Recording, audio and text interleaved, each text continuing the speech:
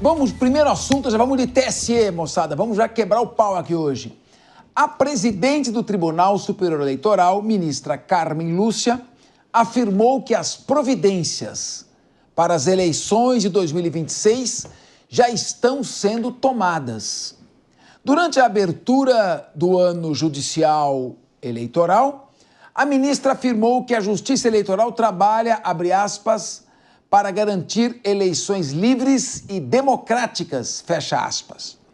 Carmen Lúcia ainda defendeu a regulamentação das redes sociais. Vamos ouvir um trecho do que ela disse. Máquinas são coisas que nos ajudam, que interferem cada vez mais nas vidas humanas, mas que também podem promover desumanidades, como vem sendo praticadas tantas vezes.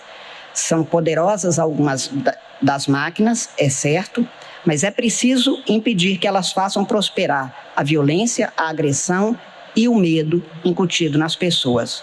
Porque se assim não ocorrer, chegará um dia em que elas nos matarão. Morreremos de medo. Rafael Macris, eleições livres e democráticas são aquelas que obedecem às regras legais, mas aquelas em que a vontade popular é respeitada. Há uma tendência da justiça eleitoral em todo o país de praticamente eliminar o direito de voto, ou pelo menos não prestigiar, não privilegiar o direito de voto. Porque, na dúvida, deve-se privilegiar o sufrágio popular, a vontade das pessoas. Hoje você está elegendo um prefeito, é o quinto colocado que acaba tendo direito, que os 4 primeiros acabam cassados, faz outra eleição, faz outra eleição, faz outra eleição. Qual a sua visão sobre essa questão e como garantir eleições democráticas num país que é a maior democracia da América do Sul?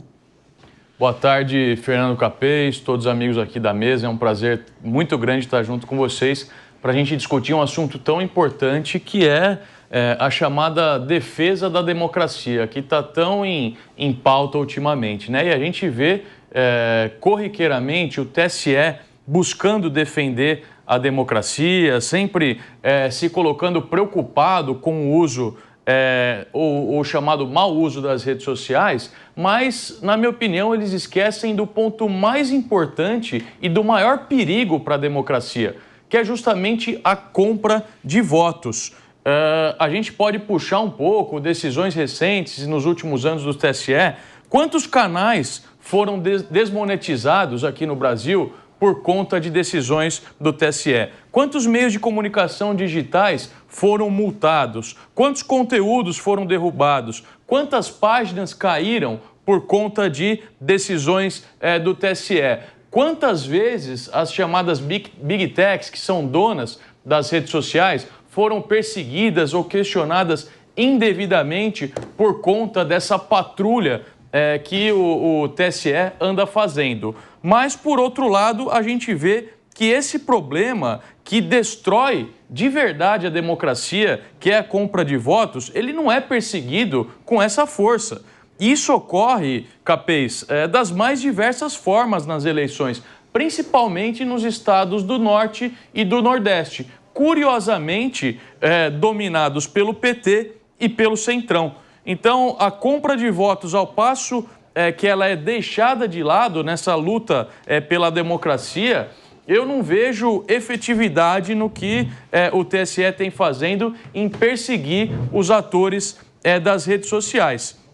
O que a gente pode observar, Capês?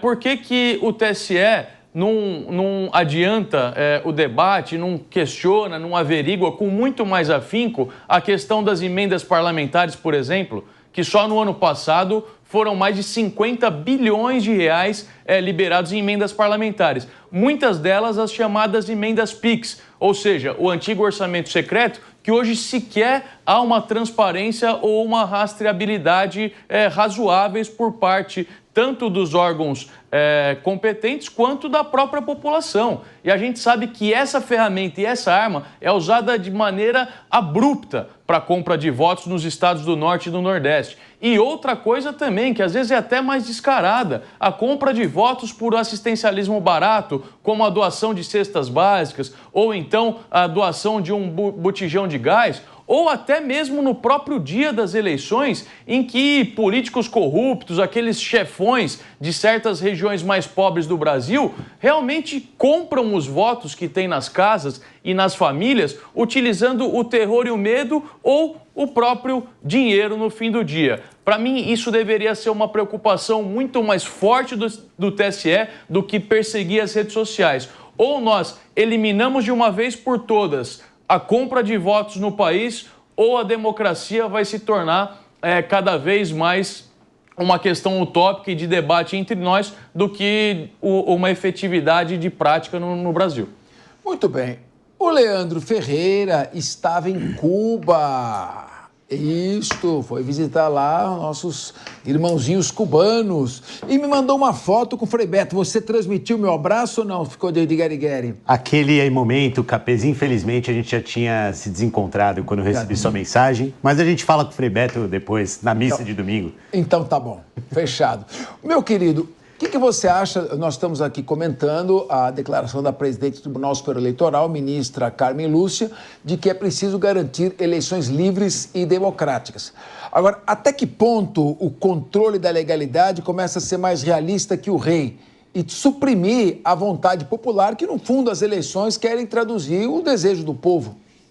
Olha, Capês, é um prazer estar aqui na mesa com vocês, um prazer estar aqui com a audiência, né? E eu vejo que é importante que a gente tenha esse tipo de declaração como da ministra Carmen Lúcia a essa altura do campeonato, para que lá na frente isso não seja tratado de forma casuística. Porque se ela dá uma declaração como essa na boca da eleição, o grupo ou o campo político A ou B vai se sentir atacado por isso e aí vai se incomodar, dizer que a justiça eleitoral está politizada, etc, etc. Mas a declaração dela foi justamente de que não se deve esperar chegar o ano de 2026, que é um ano eleitoral, para que a gente se prepare. Tem que aproveitar 2025 agora para corrigir aquilo que precisar ser corrigido, discutir com o tempo necessário as medidas que são aquelas mais relevantes para ter uma eleição limpa, justa, transparente, né, e que efetivamente espelhe a decisão do povo, principalmente no seu resultado. O que ela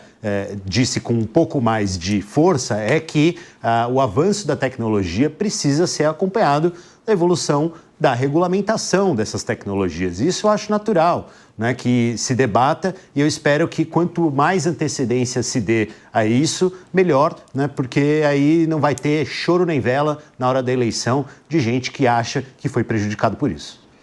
Meu querido Coronel Sérgio Marques, eu gosto muito da ministra Carmen Lúcia, uma ministra discreta, trabalhadora, está há muitos anos no Supremo, tenho uma excelente relação com ela. O que você espera do Tribunal Superior Eleitoral nessas eleições e o que significa garantir eleições livres e democráticas? Manter a imparcialidade? Capês, colegas de bancada, todos aqueles que nos prestigiam, uma ótima tarde. A declaração da ministra Carmen Lúcia é o que é esperado da justiça. Mas o problema é que tipo de parcialidade ou imparcialidade que ela está falando. Será que o TSE tem baseado na imparcialidade dos dois lados, dos dois aspectos da política brasileira? Eu tenho lá minhas dúvidas. E principalmente quando se fala alguma relação sobre regulação das mídias, eu fico sempre desconfiado. Por quê?